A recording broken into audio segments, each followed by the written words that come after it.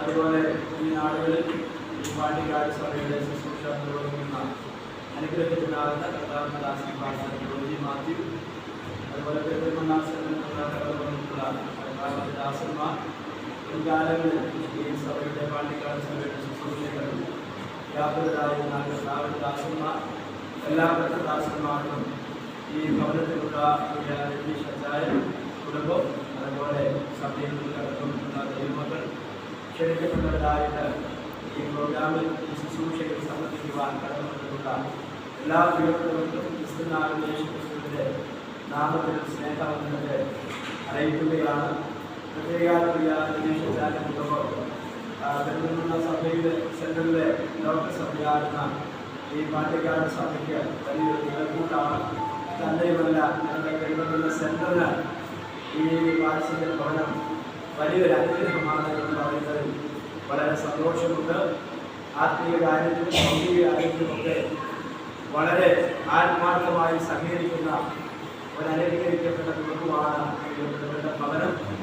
നാളുകളായിട്ട് പ്രിയപ്പെട്ടവരുടെ ഹൃദയത്തിലെ ആഗ്രഹവും ഒരു സ്വപ്നവുമായിരുന്നു ഇങ്ങനെ ഒരു മനോഹരമാകുന്ന ഭവനം ചമയ്ക്കുക എന്നുള്ളത്. ആ വിഷയത്തോട് ബന്ധത്തിൽ വാത്സല്യ ഭവനം ദൈവസഭ ഞങ്ങളുടെ സെൻട്രലിലുള്ള ദൈവമക്കൾ ദൈവദാസന്മാർ നാളുകളായിട്ട് സെൻട്രലിൽ ഭവനമില്ലാതെ നമ്മുടെ എതിരായിട്ട് ഒത്തിരി പ്രിയപ്പെട്ടവർക്ക് അവർക്ക് സ്വന്തമായിട്ട് പാർക്കുവാനുള്ള ഭവനത്തിന് വേണ്ടി നാളുകളായി ഞങ്ങൾ പ്രാർത്ഥിച്ചു വരികയാണ്. എന്നാൽ ഈ നാളുകളിൽ അനേക ദൈവമക്കൾക്ക് ഇതുപോലെയുള്ള മനോഹരമാകുന്ന ഭവനം ചമയ്ക്കുവാൻ പ്രാർത്ഥിച്ച് അത് താമസമായിരിക്കുവാൻ ദൈവം സഹായിച്ചുകൊണ്ടിരിക്കുന്നു. അപ്പോൾ തന്നെ പല പ്രിയപ്പെട്ടവരും അടിസ്ഥാനപ്പെട്ട പണി ആരംഭിച്ചവരുണ്ട്, അതിനുവേണ്ടി ആഗ്രഹിക്കുന്നവരുണ്ട്. നാളുകളിൽ ഇങ്ങനെയുള്ള പ്രിയപ്പെട്ടവർക്ക് ദൈവം സ്വന്തമായ മനോഹരമാകുന്ന ഭവനങ്ങൾ കൊടുക്കട്ടെ എന്ന് ആത്മാർത്ഥമായി പ്രാർത്ഥിക്കുകയാണ്. സമയം നമ്മുടെ മുന്നിൽ കർത്താവിദാസ് പ്രവർത്തിച്ചതുപോലെ അതിക്രമിച്ചിരിക്കുകയാണല്ലോ. അതുകൊണ്ട് വാക്കുകൾ ചുരുക്കി ഒന്ന് രണ്ട് കാര്യങ്ങൾ മാത്രം ഓർപ്പിച്ച് ദൈവസന്നിധാനത്തിൽ ഇരിക്കുകയാണ്. ആമേൻ. മറ്റുള്ളവരുടെ ആശ്വാസത്തിന് വേണ്ടി സമർപ്പിക്കപ്പെട്ട ഒത്തിരി ഭവനത്തെ പറ്റി വേദപുസ്തകം നമ്മളെ പരിചയപ്പെടുത്തുന്നുണ്ട്. അതിൽ വളരെ പ്രാധാന്യം അർഹിക്കുന്ന ഒരു ഭവനമാണ് മർക്കോസിന്റെ സുവിശേഷം 2-ാം അധ്യായത്തിൽ കവർന്ന ഭൂമിയിൽ ഒരു ഭവനമുണ്ടായിരുന്നു.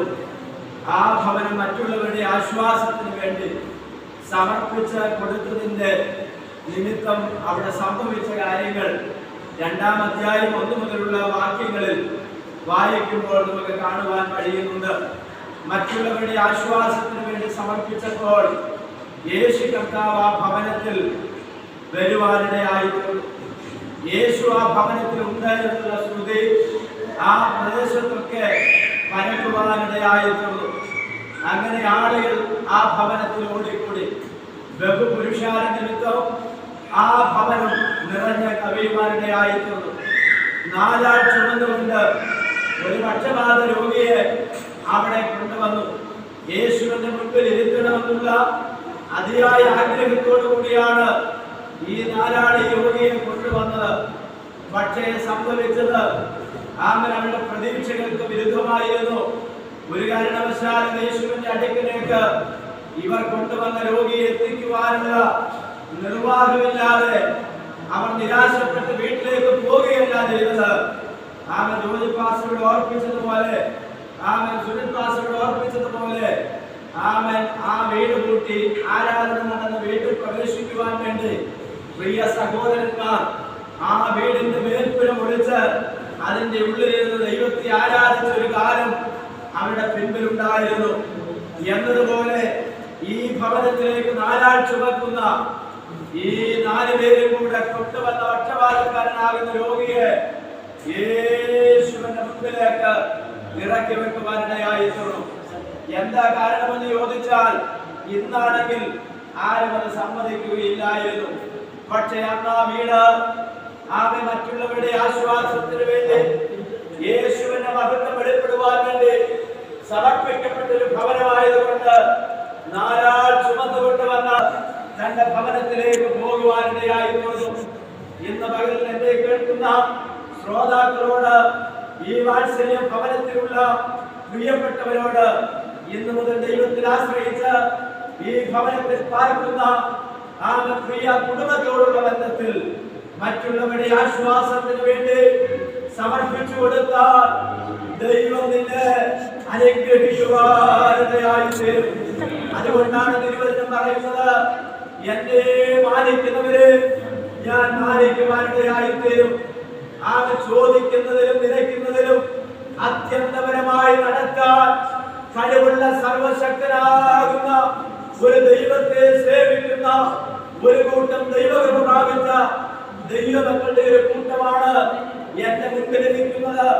അങ്ങനെയെങ്കിൽ അവൻ പ്രതീക്ഷ കൈവിട്ടെങ്കിൽ, എല്ലാ വഴികളും നിന്റെ മുൻപിൽ അടഞ്ഞിട്ടുണ്ടെങ്കിൽ, നമുക്ക് വേണ്ടി വഴി തുറക്കുന്ന ഒരു ദൈവം ഇവിടെ വന്നിട്ടുണ്ട്.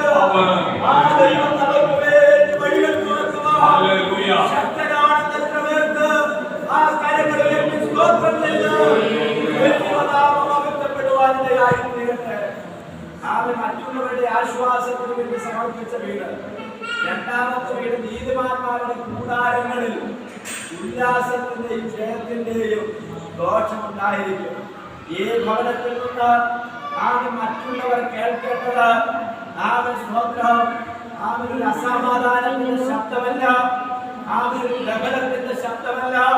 അതിന്റെ അപ്പുറത്ത് അവൻ ദൈവത്തെ ആരാധിക്കുന്ന, ദൈവസന്നദ്ധയിൽ മുടങ്ങാൻ നടക്കുന്ന, പ്രാർത്ഥിക്കുന്ന ഒരു കുടുംബം ഈ ദേശത്ത് വന്നു എന്ന് ദേശത്തിലുള്ളവർ പറയത്തക്കവണ്ണം ഈ ഭവനത്തെ, ഈ ദേശത്ത് മലമേലിരിക്കുന്ന പട്ടണം പോലെ, തന്നിന്മേൽ വെച്ച വിളക്ക് പോലെ ഇന്ന് മുതൽ ശോഭിക്കുവാൻ സർവശക്തനാകുന്ന ദൈവം, ആമത്തിലെ രതീശക്തനായെയും രചിത സൃഷ്ടി അവർക്ക് ദാനമായി കൊടുത്ത തലമുറയെയും ദൈവം അനുഗ്രഹിക്കട്ടെ എന്ന് ആത്മാർത്ഥമായി പ്രാർത്ഥിച്ച് അവനെ വാക്കുകൾ വയ്ക്കുന്നു. ആവെ പട്ടമല ദൈവസഭയുടെയും ഞങ്ങളുടെ കുടുംബത്തിന്റെയും ദൈവസഭ പെരുന്തൽമനസത്തിന്റെയും എല്ലാവിധ മംഗളങ്ങളും ആവൻ നന്ദിയും ആവൻ സ്നേഹവും നേർന്നുകൊണ്ട് ദൈവസന്നിധാനത്തിലിരിക്കുന്നു. അവസരം ബഹുമാനിയ കർത്താവിന്റെ ദാസനോടുള്ള നന്ദിയും അറിയിക്കുന്നു. ദൈവം നമ്മെ ധാരാളമായി അനുഗ്രഹിക്കുന്നു.